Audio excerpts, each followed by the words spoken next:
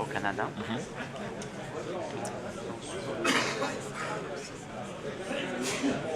Pour tout le monde, on est ici aujourd'hui pour discuter du cas Davidity sur leur utilisation de BI et comment on a procédé pour améliorer le retour sur l'investissement qu'il avait avec leur implantation BI.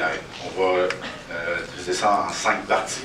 On va se présenter, mais je pense que la présentation était déjà faite, donc ça va aller un petit peu plus vite. On va revenir sur pourquoi on parle du BI aujourd'hui. Ensuite, Dominique va vous présenter l'étude de cas Davidity.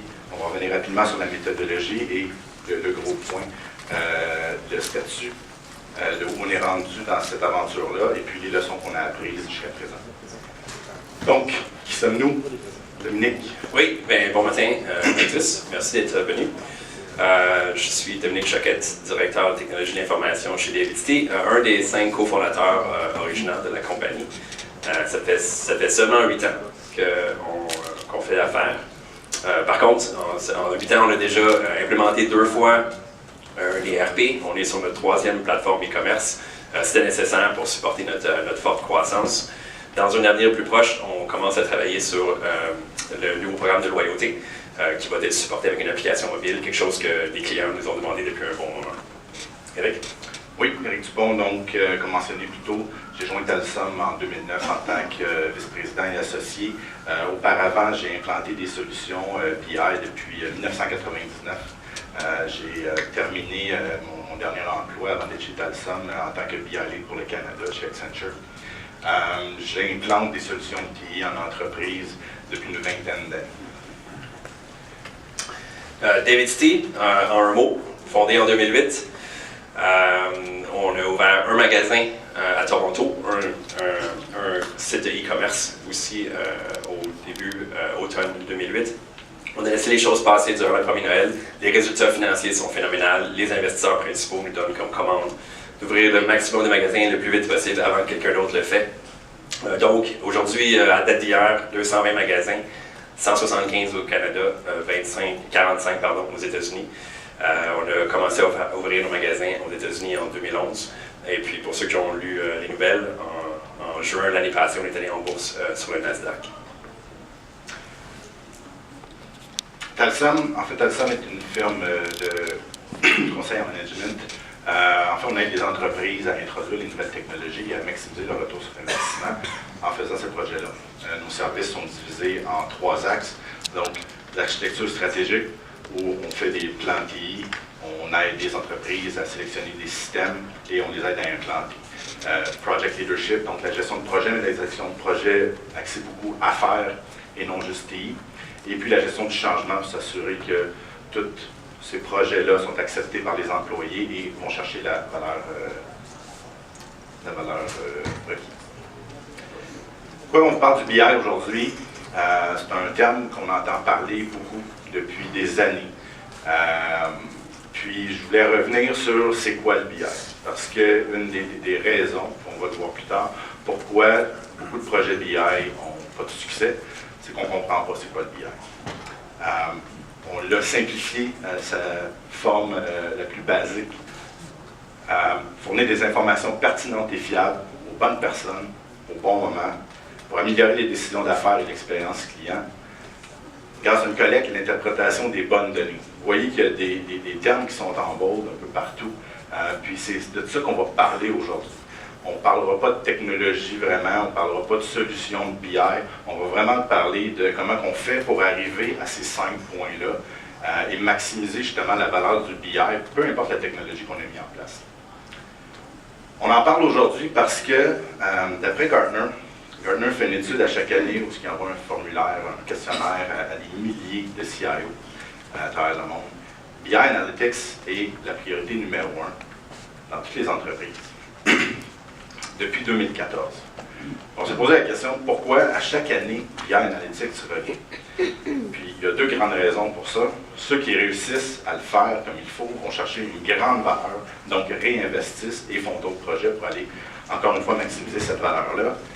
Et la deuxième raison, c'est que ceux qui ne font pas correct sont obligés de réinvestir pour essayer d'aller chercher la valeur qu'ils voulaient aller chercher au départ. Les implantations BI ne vont pas chercher la valeur qu'on voulait aller chercher au départ. Il y a 8 raisons pour rester dans le temps. Je ne passerai pas au travail, mais je vais passer à travers les 4 premières.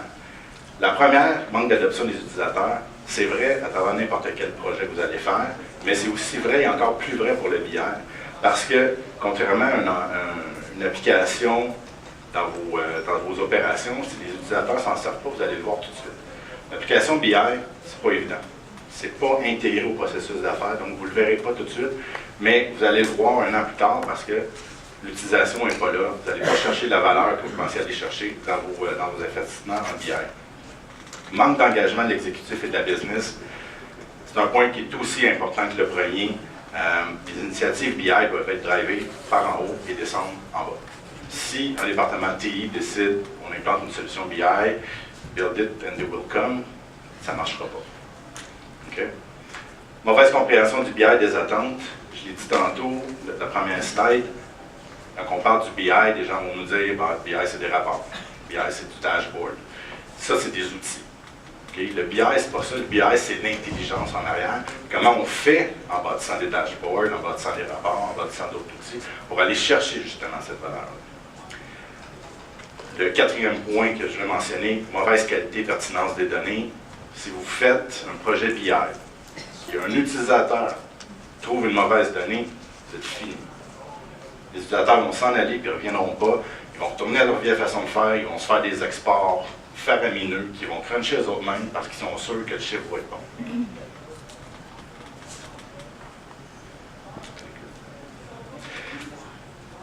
Un bon investissement BI va donner, il y en a plusieurs, mais les 4 principaux, je pense, qui vont parler aux gens aujourd'hui.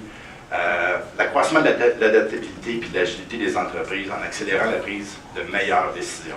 Donc, on l'a dit tantôt, les bonnes données au bon moment, aux bonnes personnes, ce que ça fait, ça accélère la prise de décision, ça rend les entreprises plus agiles, on est capable de sortir de bord en bon français plus rapidement.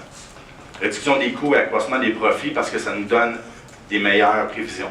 Prévisions plus précises. Une fois qu'on a les bons chiffres, une fois qu'on a les bons outils en place, on est capable d'avoir du meilleur forecasting, on est capable de faire du meilleur planning, on est capable de faire des meilleurs assortments, ainsi de suite.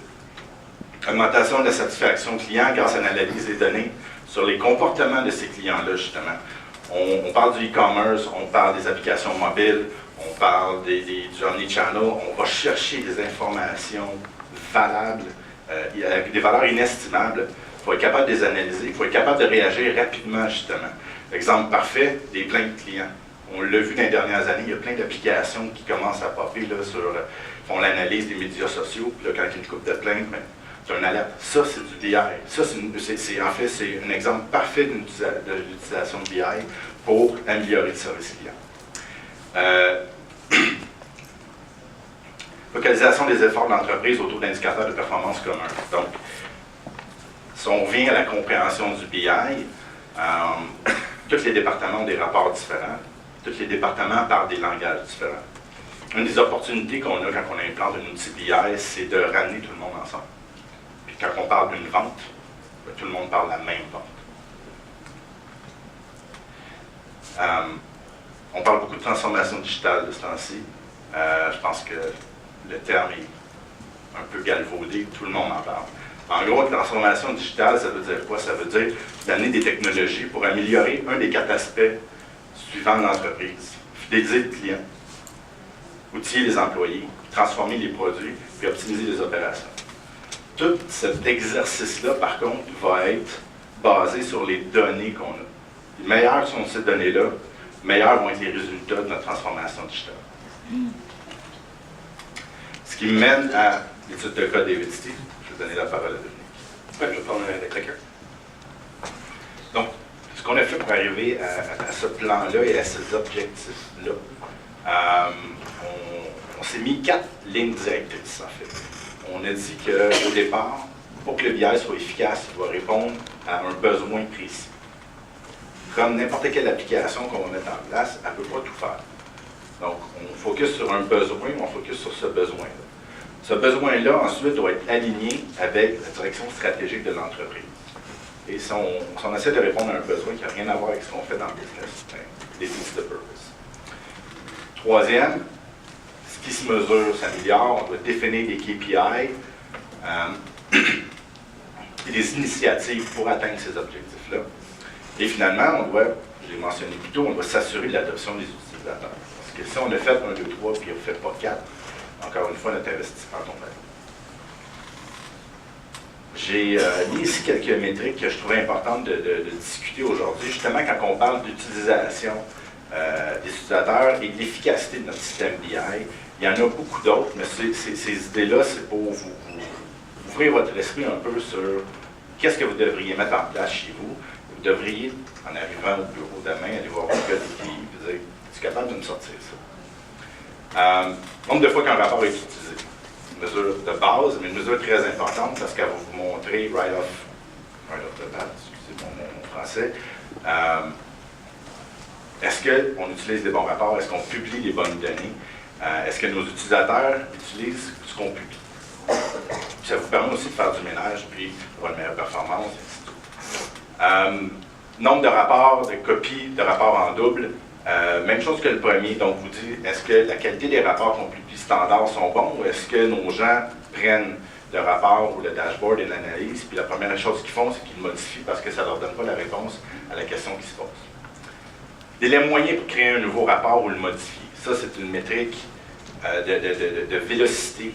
Comme on a dit tantôt, avoir les bonnes données au bon moment, aux bonnes personnes. Si à chaque fois, puis Dominique l'a mentionné, que quelqu'un, le marketing a besoin d'un rapport, il y a une personne qui passe une journée et demie à faire ce rapport-là, puis c'est un rapport qu'il utilise à tous les lundis matin, commence à perdre beaucoup de temps dans l'entreprise à faire des rapports quand un système BI est supposé te donner la réponse à la question que tu te poses. Nombre de rapports créés par les utilisateurs versus le TI. Vous allez entendre beaucoup parler dans les prochains mois, peut-être vous en avez déjà entendu parler du self-service BI. Donc, on veut s'en aller vers un modèle où les TI vont bâtir la base, vont bâtir les structures de données, et après ça, les utilisateurs vont pouvoir aller se créer eux-mêmes les rapports qu'ils ont besoin, aller chercher les métriques qu'ils ont besoin pour répondre à leurs questions. Donc, moyen de rapport excédant des données fiables versus des données non fiables. Celui-là est un petit peu plus dur à aller chercher parce que ça prend du feedback. Un bon moyen d'aller le chercher, des places qui ont des systèmes de ticketing, de call center, pardon? Les systèmes de billets. Les systèmes de billets, merci. Vont pouvoir aller enregistrer les plaintes des utilisateurs. Mon rapport n'a pas les bonnes données. Comme j'ai dit tantôt, si ça arrive trop souvent, vous allez perdre votre clientèle, vous allez perdre vos utilisateurs. Nombre d'utilisateurs formés versus utilisateurs non formés. Formation, les clés dans le BI, non seulement sur comment utiliser l'outil, mais les données veulent dire quoi. Okay? Donc, on va en parler un petit peu plus tard. Les utilisateurs ne doivent pas seulement être formés avec clic ici pour loader un rapport, puis clic ici pour faire du drill down.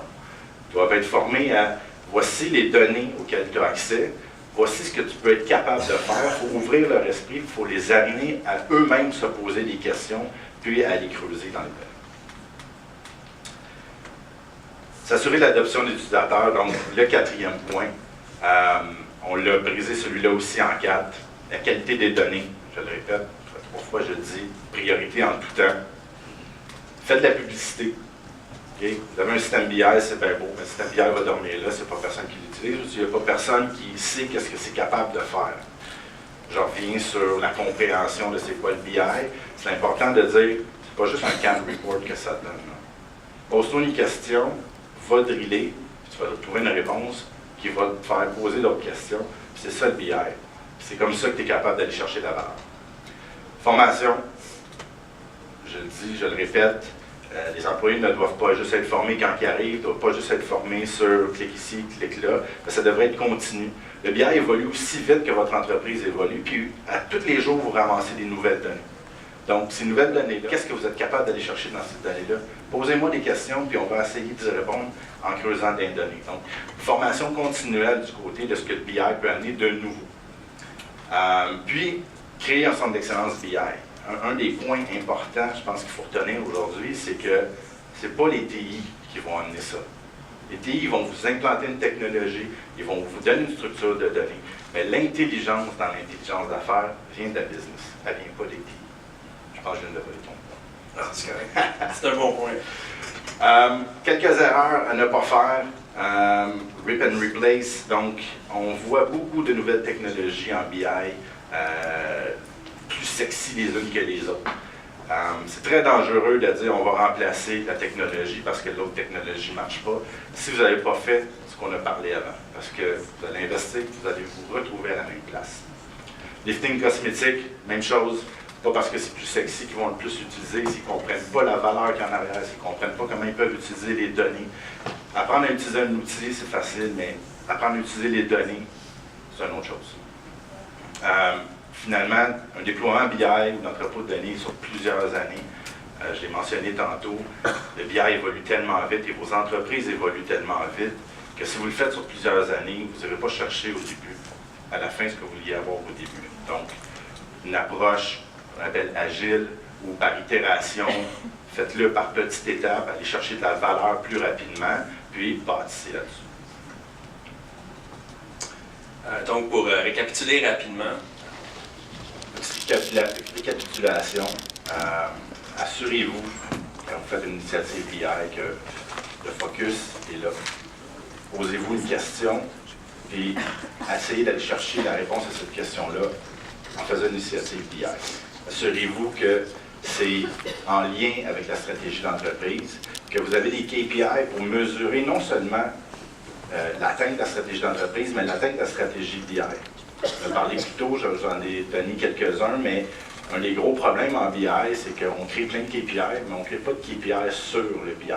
Donc, il n'y a rien qui nous dit est-ce que notre BI fonctionne, est-ce que nos utilisateurs l'utilisent, est-ce que nos données sont bonnes, est-ce qu'on a de la valeur dans cette application-là. Puis ça va être un exercice que vous allez devoir faire une fois, faire deux fois et faire continuellement par itération à travers le temps. J'ai déjà mentionné, vous allez être exposé à des volumes de données incroyables dans les prochaines années et de là, de besoin d'avoir une bonne stratégie BI en place. Je vous invite à venir nous voir. On est dans le hall des exposants. On fait tirer une watch et une œuvre d'art qui est faite sur place par un artiste peintre. Merci beaucoup. Merci.